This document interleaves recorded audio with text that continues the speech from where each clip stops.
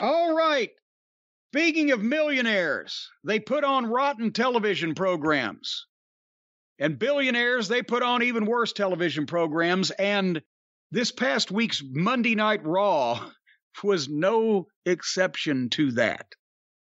Dear Lord Almighty, why did they put Almost against Bobby Lashley in a cage on national television? In front, talk about a lights out match. That match should have been wrestled in the dark. And they should have blindfolded everybody just to make sure nobody accidentally hit the light switch. When I tuned in and I saw that, I was like, oh my God, I can't believe they're going to start with a cage match. But then they started the promo and I said, oh, okay. They're just for some reason starting the show with a promo building up to the cage match later. And they have the cage around them. And then they just went to the match. Well, they went to the match because they realized they left 20 minutes for this thing and then thought, my God, that's against the Geneva Convention of War to put these guys in a cage for 20 minutes. They had MVP come out, and MVP started his promo 7 minutes into the show. Yes, they had the open and the billboard and the graphics and pyro and ballyhoo and all that stuff and recapping what they thought they were going to be presenting in the way of matches. And the countdown to Cody. As soon as they come on the air, an hour and 57 minutes, and you'll see Cody. If you are a fan of wrestling, just wait. Here's when you can come back to the show. Yes, that's what they're saying. Be back here in an hour and 57 minutes, folks. But again, he was a fucking executive vice president of a company. They didn't treat him like that big of a star. But anyway, so MVP starts his promo at 7 minutes into the show. And he's starting a promo about Lashley, and he got whatted, but he kicked it in when he was introducing Almost, and they booed his introduction. But the whole thing I kept thinking, I was like, he's promoting what Almost is about to do to Bobby Lashley, but shouldn't they have done that last week to promote this match? Because they're already in the fucking ring. He's preaching to the choir here. I don't think anybody's going to suddenly grab their phone and say, Jesus, 2 minutes, turn on the USA Network. But MVP did a good promo. Here comes Lashley. Is that a different, the circular stage and the lighting like the bodybuilder pose? Has he been doing that, or is that a little new nuance at the top of his entrance? I think they've been doing it for a little while, but the other thing is, I don't remember, maybe I'm wrong, I don't remember seeing the wide shot before they go to him close up, which I don't understand why they would even show him setting up on the stage before this big grudge cage match. Well, maybe they just forgot. But I usually skip the entrances because they take so fucking long. But anyway, here comes Lashley, and here comes Cedric Alexander, and he gloms Bobby from behind, and he gets on him, and not one single punch looked real.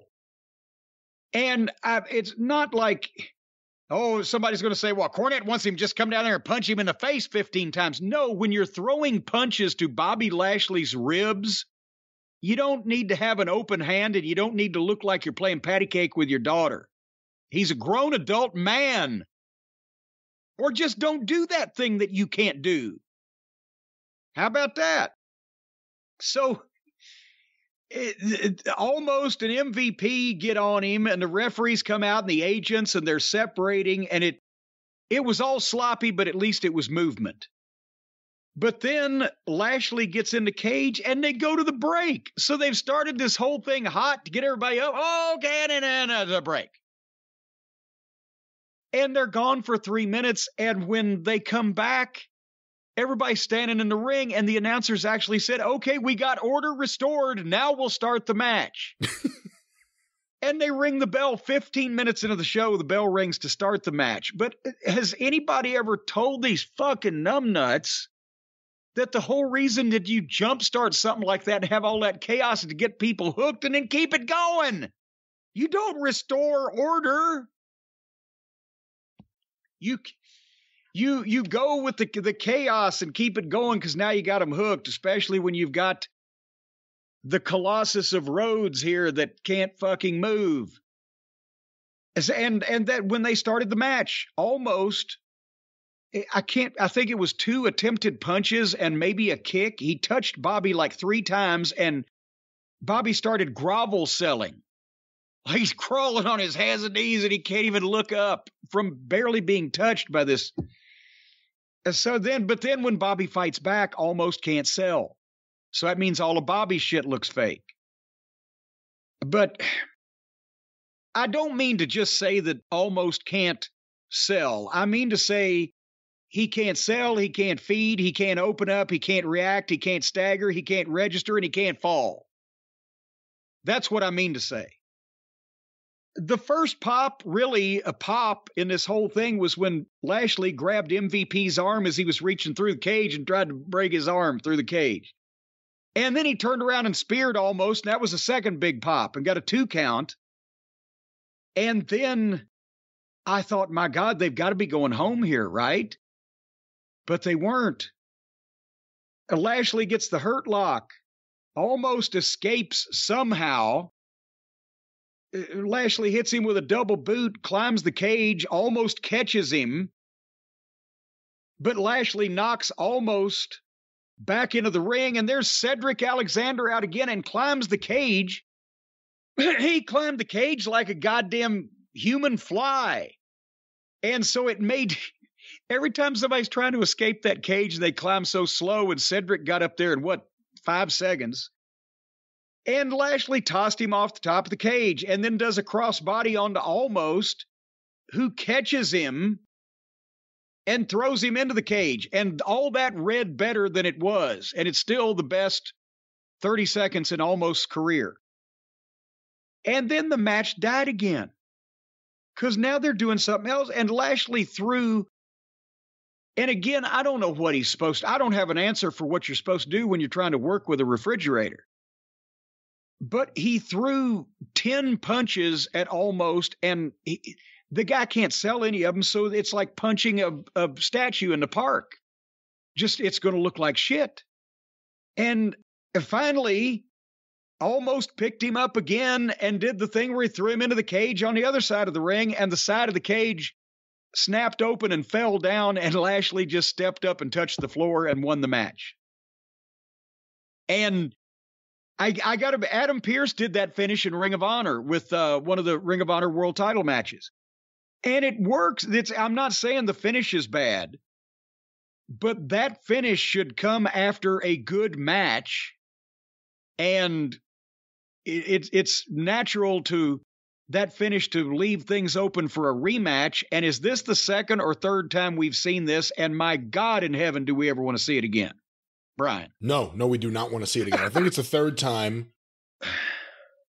Creative finish. I mean, the finish is the only good part of the entire thing. Not to take anything away from MVP on the mic, but that went on too long.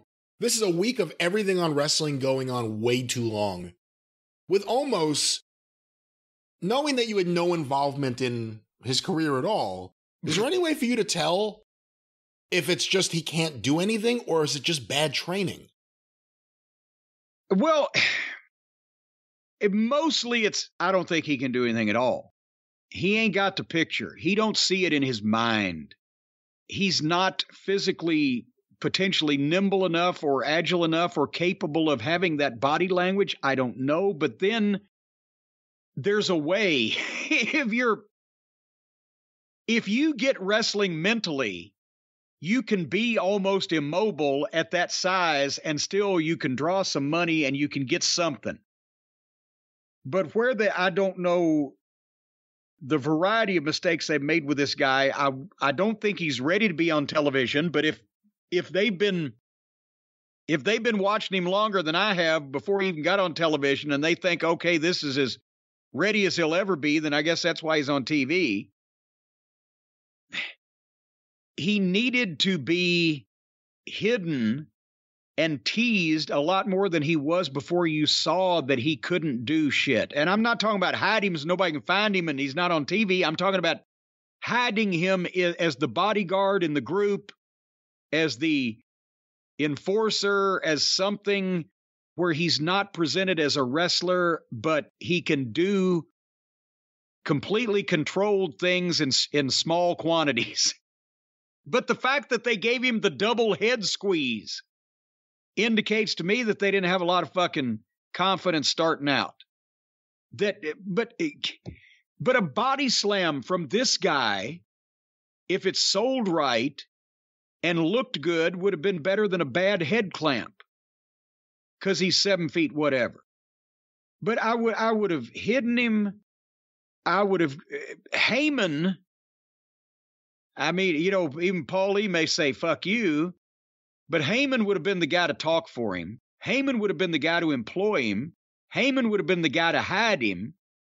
And by the time that he got finished with that, they could have probably got a massive buy rate for one pay-per-view off just putting the guy in the ring with somebody to do anything. But now that they've seen him several times, they have these matches, I mean, stand him next to Satnam Singh, because that's the only way Almost is going to look good.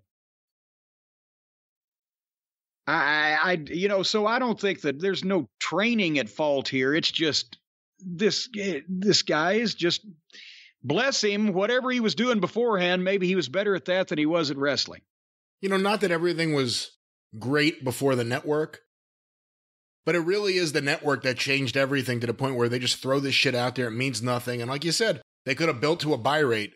They don't give a shit about buy rates anymore. Now it's just, let's churn out content, get it out there. And it means the booking makes no sense. And it's stupid because they don't care about buy rates anymore. They don't care about what the big match will be. But you know what? That's the way you made your stars. And the reason why there's no big stars now, is because there's no big match and there's no big show. And then the one big show that's still a big show is WrestleMania. And now pretty much every year they've conditioned people that some big star that doesn't work here anymore is going to have to come back because we don't have no big stars. Because you don't have a big star without a big match, big title, big pay-per-view, big push, big whatever. Moving on. Austin Theory, I thought, was going to wrestle Mustafa Ali. They were in the ring, but then Theory does the promo. What makes you think this is going to happen? Because he doesn't trust the referee. They need a guest referee, and it's The Miz, and they did the thing last week, and here comes The Miz, oh joy. But now Theory says, expect the unexpected, I learned from Vince McMahon. Here's your real opponent, Beer Mayhem. Oh, Christ. Is Beer Mayhem cross-eyed, or is it the face paint that makes it appear that way? Is it a tropical illusion? I don't want to make any presumptions, although I did have the same question while watching the show. He looked like he was trying to fucking stare down a fly on his nose. So what are you laughing at? That's exactly what he looked like. So Miz is the referee. He's wearing women's stretch pants and shoes with no socks.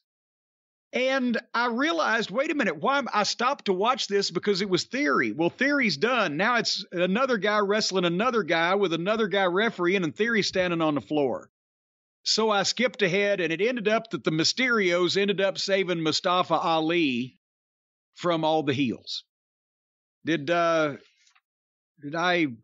encapsulate that fairly correctly? I guess so. Theory was very comfortable out there on the mic. You could see why everyone sees so much in him. And the bizarre, I guess it's a push of Mustafa Ali continues, and I don't understand. I guess they just don't like the guy, I guess is the only thing I can think of. And at least the Mysterios can redeem themselves now, because they got beaten like fucking redheaded stepchildren before they were sent off to wherever they've been. Okay, so then here's where it starts getting interesting. Because now you had the package from last week. Bianca wrestled Asuka and Becky interfered, and they had announced for the main event on this Raw episode, it would be a 6-pack challenge. Six girls, 6 anybody's is too much, but 6 people all fighting for themselves. Naomi, Sasha, Asuka, Becky, Doudrop, and Nikki Ass. That was the main event that was advertised. But then after the package plays, we come to Adam Pearce and Becky Lynch. And they talk about the walkout. Naomi and Sasha took their bags and left. And Becky's viewpoint is that the six-pack challenge shouldn't happen. Now, we all were in favor of that not happening. But she should be the automatic number one contender and get the shot at Bianca coming up. And Pierce, of course, says, no, it will not happen that way. The main event is going to be Becky versus Asuka. And the winner gets the title match against Bianca. So that is the first time that the people, the fans, the viewing public heard that Sasha and Naomi had taken their things and departed. And the announcers there reacted and put the new match over, but didn't mention the walkout. I think it was later on I wrote it down, the entirely unprofessional and heinous act that after Vince had time to write something down for him. So this was where not only did social media start lighting up, but also more people were talking about the two girls that left and weren't going to be in the match than we're talking about the show from what I saw as it was going on. This took it upstaged everybody, the girls walking out, which bears my point that wrestling fans tolerate the wrestling programs these days just so that they can get to the backstage news and shit that they know is real, because nothing on the program strikes them as real. What do you think, Brian? I mean, you're right. The Sasha and Naomi news, as soon as it got out there, that was all anyone was concerned about. It's all anyone cared about. And while there was a brief burial of sorts by Corey Graves, directed by Vince McMahon on this show, it was certainly more so later in the week, but that's all anyone cared about. And of course, Mike Johnson had the story pretty quickly, so everyone at home was watching knowing this happened. And that's, again, and I won't belabor the point, possibly too late, but the wrestling fans now tolerate the wrestling shows so that they can identify the characters that are involved in the real life drama backstage where everybody hates each other, is trying to screw each other or whatever the fuck, because that's the only real thing about wrestling, which is basically why that 9 out of 10 million of the wrestling fans just said, fuck it, this shit's phony, so we ain't watching anymore. And the other million have determined that they're going to put up with whatever just because they'll eventually get the backstage news that's real like wrestling used to be. So speaking of real like wrestling used to be, next out was Matt Riddle, who rode his fucking scooter to the ring, and when he jumped in the ring and got introduced, giraffes came out of his ass. Giraffes this week, Brian. Why? Is there any reason for the giraffes? I don't know. His favorite show when he was a kid was Doctari. That's one for my age group, folks. That was a great show. Marshall Thompson was the star of that program. I've figured out Riddle is the WWE's version of Pockets to me. Just inexplicable. Acts goofy, looks goofy, awkward. I don't know what the fuck. And for whatever reason, people cheer for it.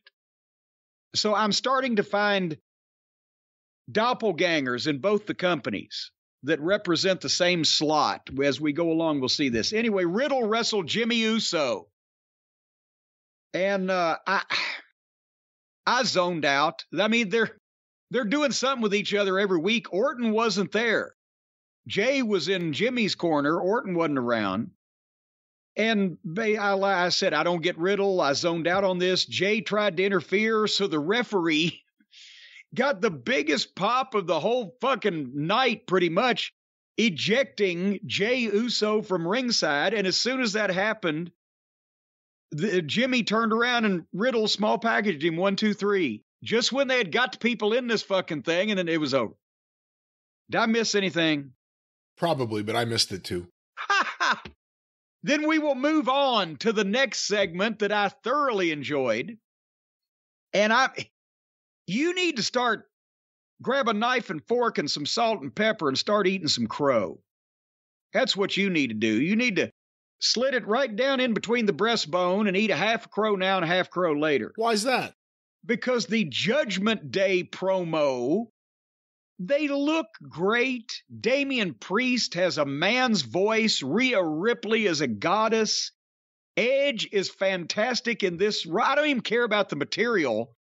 The way he delivers it, the way he seems like he believes it, the fluid manner in which it comes off his tongue. And they're all dressed in black, and they're all lit properly in black.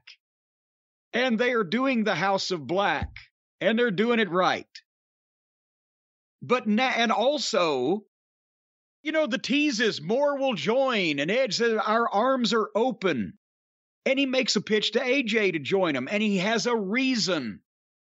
The spooky groups that get put together in wrestling these days, there's never any reason to follow these people. Either they're always getting their ass kicked, or they're middle card at best, and who would want to be in that fucking group to begin with, or they're is so bizarrely booked that they abuse the minions. And why would you want to join this group? Edge has a pitch. They all have a pitch. We used to fucking try to do things the right way, and these fucking fans and all the people take advantage of us. Now we're out for ourselves. You can join us. We'll be stronger together. That's a pitch. And he said that Liv Morgan and Finn Balor and AJ can join, or they can suffer the consequences of not being in the group. I like this. I wish maybe Tony could just rent them for 10 minutes every week and put these clips on Wednesday nights also in place of the House of the Black Fellows. Now go ahead and run Edge's promo down. I'm not going to run it down. It's all right. I'm not into the whole get up and the whole thing, but I like that he got a haircut. He looks a little different. He looks like Hunter Biden after a bender now, the fucking haircut. But we'll see where they go. I will admit they're doing it a lot better than the House of Black, which was so bad they got kicked off Dynamite for the last few weeks. But it's just, it's not for me. We'll see what they do when they actually get in the ring and feud with someone. Maybe it will be someone other than AJ, Finn, and Liv Morgan at some point. Well, there's the problem, because after that great segment, next was Finn Balor and AJ Styles as a tag team for apparently the very first time, I think, probably, right? Because I haven't seen them, and they got Liv Morgan in the corner. So they're coalescing all the people there, but Finn and AJ wrestled the Lotharios, Los and Jose Lothario. And all I could think of was how AJ Styles has fallen. He's a former champion. He was in all the main event mix, major pay-per-view matches, and now he and Finn against the Lotharios. And they didn't even have their manager El Gran Lothario with them. But remember I said I was finding doppelgangers? Tell me that the Lotharios are not the WWE's version. WWE's version. Shut up now. Tell me, you no good giggler. Ask, I'm dying to know. I'm dying to ask you. Tell me that the Lotharios are not the WWE version of the Puddin' Gang in AEW, but in better physical condition. Oh, I don't think that's fair. They've never been as silly. They're never as stupid. I think they're actually pretty. The one guy, Garza. The one guy. I don't remember who the other guy is, but the guy Garza, he was really talented. He was one of the highlights of NXT for a while. And then they brought him to the main roster and he sucked. The kiss, then he's Trent. Okay, the kiss cam is the hug. It's all foolish. It's drivel. But the Best Friends completely suck. Comparing an act to the Best Friends is so wrong unless it's really something awful. Well, I bet the Lotharios don't like small animals either, so I'll compare them to the Puddin' Gang. Steen and Gable and Otis still want to expose Ezekiel for whatever reason. Okay, last week, I believe it was, Cruella Deville was summarily dismissed as a WWE executive. She's now merely a wrestler on the roster. Adam Pearce gave her the news. And last week also, if you'll recall, They've been making her a heel as a management figure, trying to get all this heat on her. She's been screwing around Naomi. Maybe Naomi had something. She had a legitimate gripe. But she's done all this. She looks good. She's tall. She's dark. She's not handsome. Well, she's a handsome woman. And she got beat last week in like 30 seconds by that little fucking teeny tiny supernatural demon possessed serial killer twat Alexa Bliss, who's microscopic in size and just the poster girl for phony fucking wrestling over the last year. So this week, she gets a rematch. And this week, she got beat again. It was like watching a grown woman try to wrestle a grade schooler cosplaying as Madonna. But Alexa Bliss again beats Deville flat in the middle, 1, 2, 3 with a DDT. Thank you.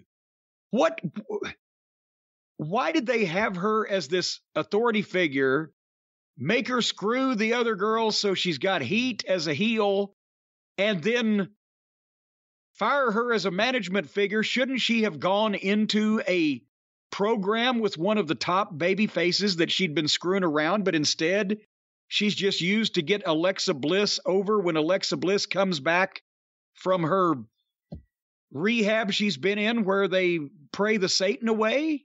What the fuck is going on here? Well, the other interesting thing is, how many of those dolls do they think they're going to sell? She's like George Steele. She had the doll when she had the spooky powers. Now she's back to just being a happy-go-lucky American girl, but she still has the little creepy doll. But the creepy doll has a smile on its face now, because that's what they like to do in the WWE. They like to put smiles on people's faces. I know. I saw Raquel Gonzalez. They make her smile nonstop. But you say she's a little American girl? She's an American girl. I mean, did they send her to treatment where she renounced the Satanistic tendencies of her fienddom when she was vomiting black sludge and putting curses on people, and now she just happy-go-lucky skipping down the fucking strawberry fields eating an ice cream cone? What? The one episode of Dallas that Vince saw was the episode where Bobby Ewing was alive after all. He's in the shower. And I think that's his philosophy towards booking. You were off TV, but now you're back, and everything's back to normal with your doll. Well, there you go. Well, folks, at this point, we're almost an hour and a half, maybe a little bit better into Raw. And I know that from most of the feedback we get, if you make it an hour and a half into Raw, you are sleeping peacefully. You are blissful. You are snoring. You're sawing the logs. You're just in dreamland on a cloud. That's if you're watching Raw.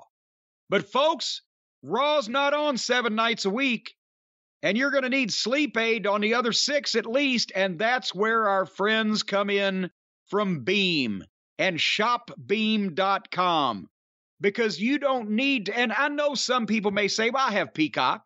I can watch a Raw episode any night of the week. Well, but you think about it now. Raw has gotten steadily worse. So there's only a finite amount of episodes of Raw that will actually put you into a deep sleep.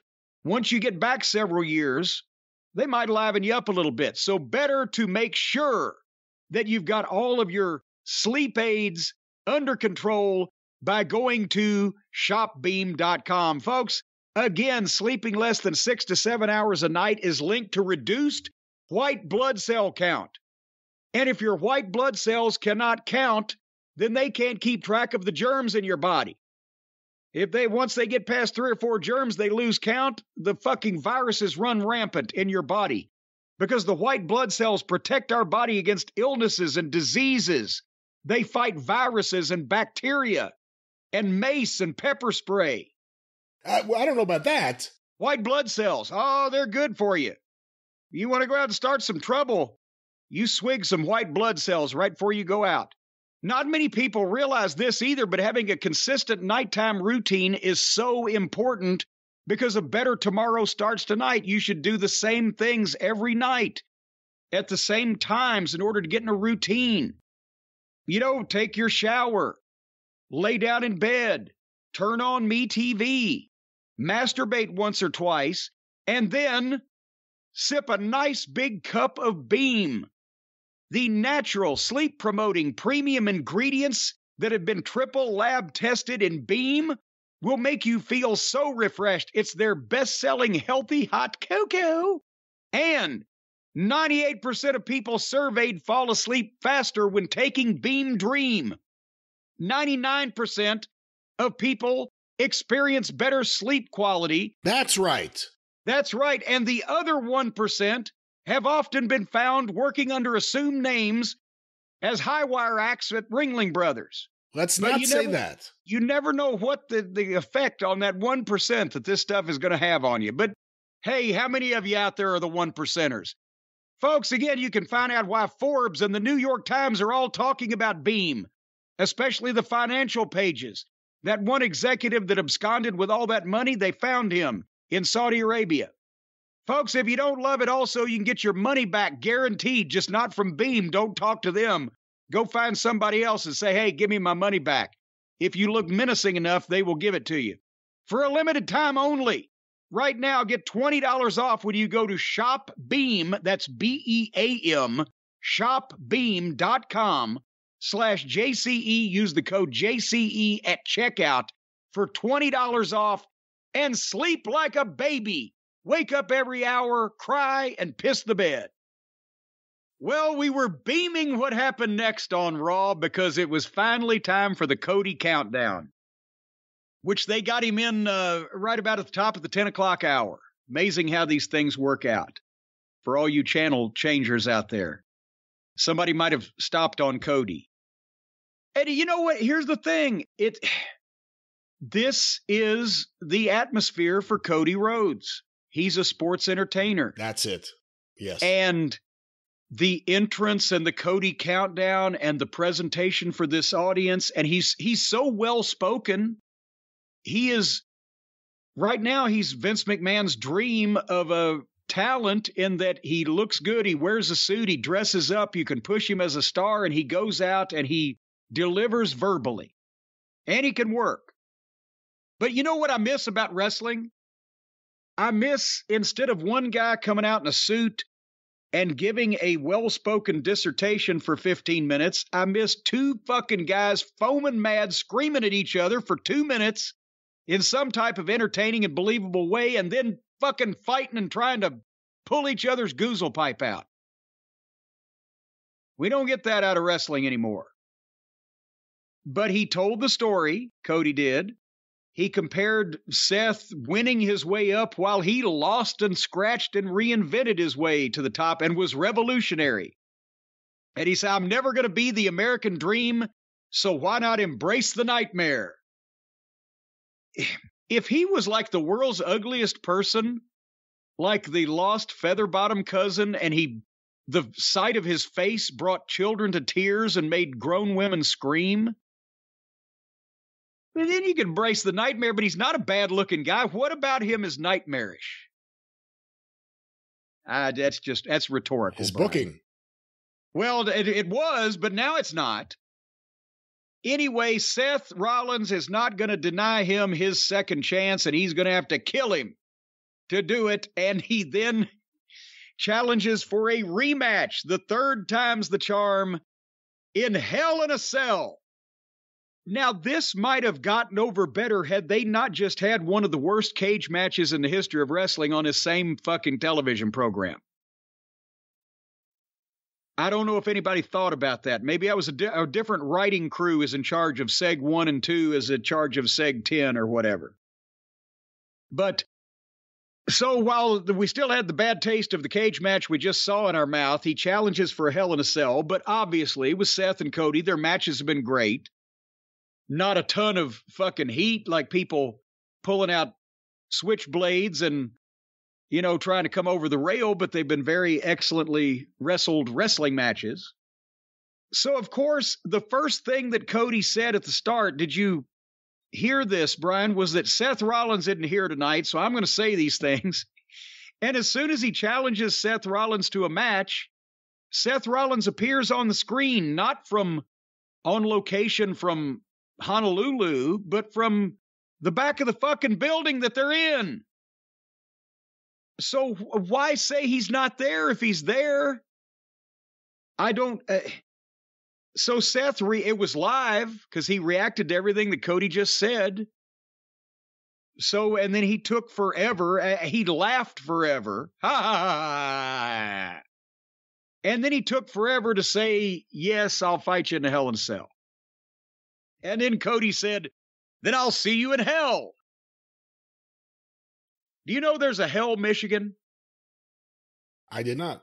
There is. As a matter of fact, our local Louisville weatherman, when I was a kid back in the 70s, used to give the weather in Hell, Michigan every summer when he would say, and in Louisville, Kentucky right now, it's hotter than hell. And that was more entertaining than... What'd you think about Cody and Seth? We're going to see it a third time. On the topic of Seth, as I said a couple weeks ago, if you go into this with the understanding that his character is on angel dust, it makes complete sense. So I kind of get him now. I kind of get him. I kind of get into the whole PCP wrestling thing. Cody, I don't know what it is, but as soon as he starts talking, I start laughing. And I look forward to his segments because I get such a kick out of them. It's his preposterous way of speaking, and then the words he chooses to use with his preposterous way of speaking. With that said, and I know a lot of people think I hate Cody. I don't hate Cody. I've called his bad shit bad, his good shit good, and I called everything in AEW fairly, it turns out, and correctly after the fact. But what I want to say is I agree with you. He made the right decision. Whatever caused him to have that decision, whether it was Tony Khan wanting to do something different or him wanting more, this was the place for him. He fits in perfectly. They give him bad shit. Obviously, he applies his own bad shit. But he's so with it in the ring. Like, you can't look at him and think this guy is just another actor. There's something off, but you can't figure out what exactly it is. He's really good at their style of stuff. The fact that they have a countdown clock on the show, they've never done that for anyone. Did they do that for Mike Tyson? I mean, who did they do that for, ever? But he's been a highlight of their show, and his in-ring work has been spectacular in WWE so far. Of course, he's working with Rollins, who, no matter what you say about his character or anything else, has always been extremely talented in the ring. Yeah. Cody Rhodes is right now the highlight of WWE. Make that, folks, of it what you will. But he's been good. But his stuff, other than, look, the promo's not making any sense. This is not a new thing. He was doing this in AEW, rambling promos that went nowhere, that you couldn't figure out what exactly his point was going to be. In this case, it turns out the point was, I beat you once, I beat you twice. That's not good enough. I want you in a cage. And I'll beat you again. But Cody's doing good stuff. He's the one person there you can't complain about any of his stuff. And if his promos don't make any sense, they never make sense. He doesn't know what he's saying out there. And I'm telling you, close your eyes and think about Dusty's cadence, but with Cody's vocabulary. And you start hearing it. I think that's what Cody thinks about, because there's a few times he slips into it, it seems like. Anyway, well, let's slip out of it because there's more to the show. Did you enjoy the promo with Oscar backstage about her main event match? Did you enjoy that, Brian? You have ruined her promos for me. I'm watching the promo, and in my head I'm thinking, okay, Jim keeps saying that this is so stereotypical, that this would be considered by some racist, that it's completely over the line. Inappropriate, over the line, beyond the pale. And I'm looking for ways to say, Jim, you know what? You're wrong. You're really wrong. And I'm watching this, and there were a few moments earlier, and I'm like, okay, well, I could see where. And then she just went full on, like, I don't even want to do it. I can't even do an impersonation of what she did, because I would be accused of being a racist right now. But it's so ridiculous. And anybody of any origin of any country that did that promo that she does would be accused we'd be kicked off of YouTube. Because here's what I wrote. I have no words. That's what I wrote. And I'm worried she's going to get hit. Well, yeah. I'm worried she's going to get hemorrhoids from the grunting and the growling and the screaming. And then after that, that's where the announcers jumped in and said that Banks and Naomi summarily and unprofessionally have walked out of the building. And then speaking of unprofessional, we got Ezekiel against Gable with Otis and Steen doing color. And I'm embarrassed for everybody involved in that. I'm glad Kevin was able to get away from cheesy booking. For a couple of $1 million a year, he'll wear ballet slippers and fucking pirouette down Broadway. And then they had some 24/7 horseshit with the 24/7 horseshit people. Can I keep going? Yes. Then here comes Lacey Evans, not a pre-tape, a big introduction and a music entrance. And here she comes, and her outfit is an homage to her military service, but I'm not sure that anybody in the military wears pants like that. I don't know that I've seen that in any foxholes, that the pants are just barely above they're right above the snatch line, Brian. It's where they are located. Well, she supports the military, of course, with her background. She can't support her pants, though. Well, she supports her ability to show everyone what she's got. That's the American way. Well, it's a promo. It's a live in-ring promo. And I'm thinking, oh, my God, this program's already been depressing enough. Is she going to depress everybody else? But no, she put all the service people in the audience over, and they're from Norfolk, or they're in Norfolk, Virginia for this show. And there's a huge naval base and a lot of service people in the Norfolk, Newport News, the Tidewater area, as they call it out there. She got the fans to stand up and chant USA. She thanked the fans for her warm welcome. She recognized the service people again in the audience. She gave a couple of motivational speech lines, mentioned her baby girls, and told the people to wake up, work, and win. And then she left. So she's been doing the pre-tapes where she tells her horrible, challenging childhood backstory. Then she comes out, and yeah, it's great to recognize the service people. It's great to recognize the kids. Great to give a motivational speech. Great to recognize the service people again. Great to thank all the fans. There was not one word about I'd like to wrestle so-and-so, or I'm going to be doing this, or I've got a big man. It was just to come out and be nice to everybody. So I think Vince is behind this also, because he loves the idea of people going out, and even if there's no plausible reason for them to be there, just doing what they're supposed to do to get the reaction they're supposed to get. So they want people to cheer for her. So she said everything but I love nuns, and they cheered for her. But I don't know that she's going to be able to make that last until she actually starts talking about something to do with wrestling or her career or aspirations for same. But she didn't look as uncomfortable. I mean, it wasn't like she was out there just happy as a clam, but she didn't look as uncomfortable as the pre-tapes to me in this one. It's a really weird segment. I didn't know how to think about it because it kept going and going. And you can't boo her, so no one's going to boo what she's saying. Right. Like, but they're also not enthusiastically going to cheer it. So it's just like, all right, she's... Well, they were waiting through the thank yous and thank yous and thank yous to see what she was going to say, and all she said was thank yous. Because I kept thinking as it was happening, well, this is going nowhere. I wonder where they're going to go. I wonder what the angle's going to be. And then it was nothing. And it just ended. I don't know why they're doing any of this with her. It'll be interesting to see if she gets over. It'll be interesting to see how they use her. They have a couple of spots available right now for someone.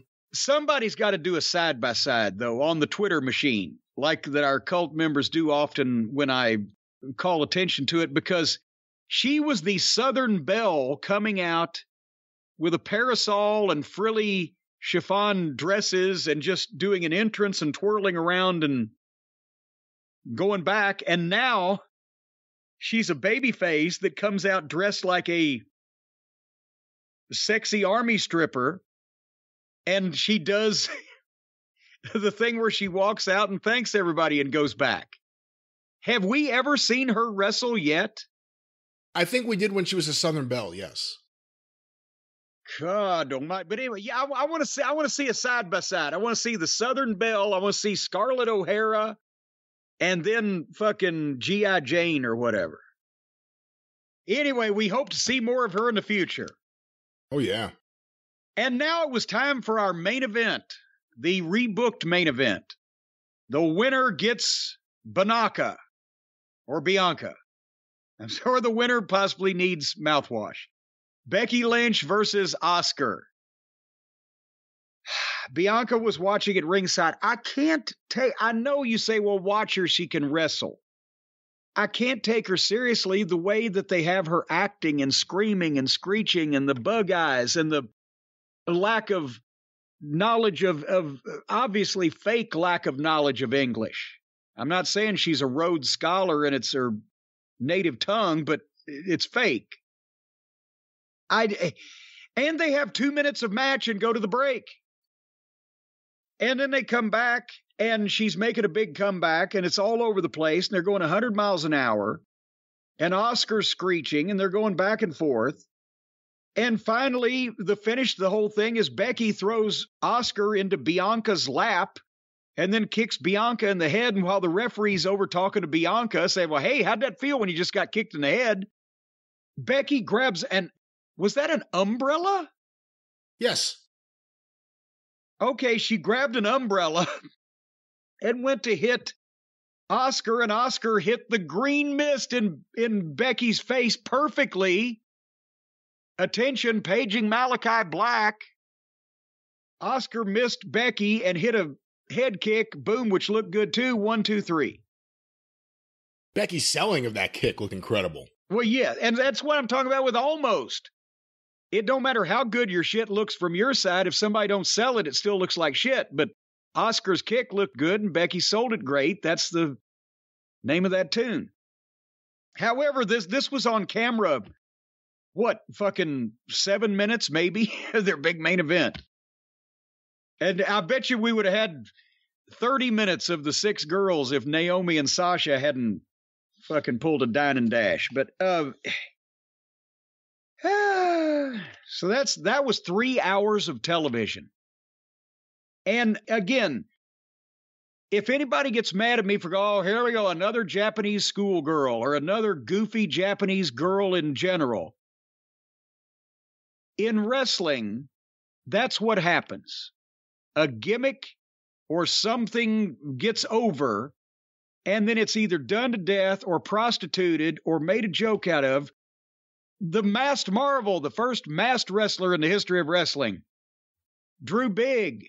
Masked wrestlers drew until television came in. And then the promoters figured out, well, if we put some schlub under a mask and use him as a job guy, then we can use the same job guy 3 different times and only pay him once or whatever. And suddenly every masked guy was a job guy. And the guys like the Destroyer and Wrestling 2 and those guys were pissed about it. But that was ruined. And then the Road Warriors got over. So every muscle-bound jack-off in every gym in the country, some promoter painted their face up and gave them spikes or pads or whatever. And then pretty soon all the wrestling fans started rolling their eyes every time they saw any bodybuilder. And it's that way. And now, thanks to, and we'll get to AEW in a minute, thanks to especially the efforts of Twinkle Toes over in AEW to foist off the absolute dregs, bottom of the barrel comedy, outlaw, mud show Japanese girl talent, along with the WWE's insistence on making everybody of any foreign denomination or background a complete blithering simpleton, then it's not just me. Sure, all the wrestling fans that love to live on the internet and can't wait for the latest fucking video from Japan where the Joshis are going for the princess title. You may know who all these people are. But the average person that might watch any of these programs, WWE, AEW, ROH, MLW, MOUSE. Every time they see a Japanese female wrestler, they dress like a genie, they're microscopic, and they act like fucking morons. Or they do stupid shit because they can't work. Because we're not even getting the best of the Japanese girls. At least in AEW, we're getting Twinkle Toes' fetish objects. So, anytime anybody wants to know why I don't give such and such a chance, it's because I've seen 18 different people dressed like such and such, look like such and such, acting like such and such, and presented like such and such. And that put me off seeing anybody else that fits those criteria. Have I enumerated that fairly succinctly and clearly for everybody, Brian? I think you could honestly say that there are, I'm trying to think, I'm going to get something wrong and miss someone, but you could say that there hasn't been a Japanese female wrestler presented seriously in the States in some time. Some would argue Hikaru Shida, and of course she's the least goofy of the AEW bunch, but again, you're not entirely wrong. I mean, I hate to just label it everyone that's coming over from there, but there haven't been too many female wrestlers from Japan treated seriously in the States. On TV. Well, we don't know what happens in the privacy of their own homes, apartment buildings, or domiciles. But on TV, it's brutal. But that was Raw, and I'll tell you what, folks, I've mentioned before, there's nothing that'll give you a good night's sleep like watching Raw, except for, of course, our friends that we just mentioned earlier. But if you want a good night's sleep, you got to have something to lay down on, don't you? And I'll tell you what, everybody needs to lay on a Helix sleep mattress. If you get laid on a Helix sleep mattress, you'll know you, and you'll remember it too. It'll be the finest laying down that you've ever done. And I'll tell you something else. If you get on your Helix mattress during Raw, you may not make it to the end. You might just nod off. Because while you're sitting there watching horrifying things unfold in front of your eyes, that William Regal mentioned the other night, something akin to the screams of children from a burning orphanage. But then you realize, but it seems like I'm on a cloud. My aches and pains, they don't hurt. I seem to be floating. I'm getting a little dizzy. I'm lightheaded. Possibly I'm going toward a light. Yes, I'm walking right into the light. That's the last thing that you'll remember when you lay down on a Helix mattress, folks, before you go to Slumberland, across the river Styx and the great beyond. All you got to do is go to helixsleep.com. That's HELIX sleep.com/JCE and take the 2-minute sleep quiz. They're going to match you to a customized mattress that'll give you the best sleep of your life. Do you want soft, medium, firm? Do you like sleep on your side, your back, your stomach? Do you like to stand on your head and cross your legs up against the headboard? However, the position that you want to be in bed, Helix has a mattress for it. And you take the 2-minute quiz on your preferences and your picks. They match you up with the mattress. You order it. Boom! It gets delivered to your door. And then the unboxing happens, and you can easily put it where you want it and let it inflate right in front of you. These things are amazing. The unboxing alone. Bring the kids. Get some popcorn. They'll love it. Helix has been recommended by multiple leading chiropodists. Oh, that's chiropractors. And doctors of sleep medicine, as opposed to Slick, who was the doctor of style. But they're recommended also. They were voted the #1 best overall mattress pick of 2020 by GQ and Wired magazine. So they got that going for them. Folks, they got a 10-year warranty.